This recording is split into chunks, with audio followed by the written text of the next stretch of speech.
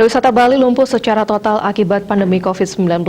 Walaupun begitu, seluruh pihak yang terlibat tidak henti berupaya memulihkan kembali pariwisata Bali. Salah satunya dengan mencetuskan ide memberanikan diri mencoba travel bubble.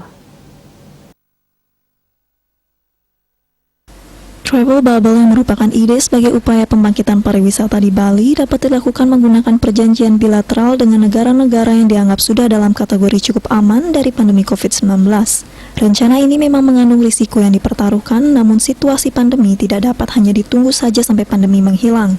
Setidaknya terdapat langkah yang harus berani diambil. Dalam wawancaranya, pengamat pariwisata Panudiana Kun mengatakan, ide travel bubble memang bagus dan patut untuk dicoba, mengingat kondisi pariwisata sudah sangat berdarah-darah. Sejauh ini, keberanian untuk mencobanya belum ada, kemungkinan adanya risiko penyebaran virus corona. Walaupun begitu, menunggu keadaan membaik tanpa melakukan apapun juga tidak dapat membangkitkan semangat pelaku pariwisata saat ini atau ke depannya.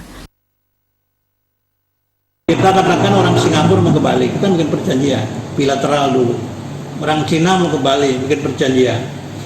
Jadi orang Cina boleh ke sini, orang Indonesia boleh ke sana. Itulah travel bubble. Travel bubble itu bagus sekali.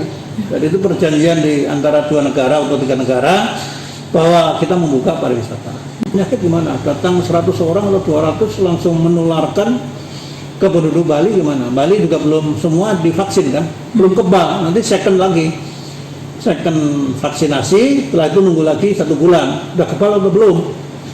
Kan begitu. Nah, mudah-mudahan yang virus baru itu vaksin kita juga bisa untuk menangkal itu. Ini kan kuncinya di kesehatan. Karena di penerbangan itu kan resiko tinggi. Masalah penularan di penerbangan itu. Perputaran ekonomi selama ini bergantung pada sektor pariwisata, sehingga merupakan hal yang wajar sektor pariwisata patut diusahakan dengan berbagai cara agar secepat mungkin kembali bangkit. Regita, Bali TV.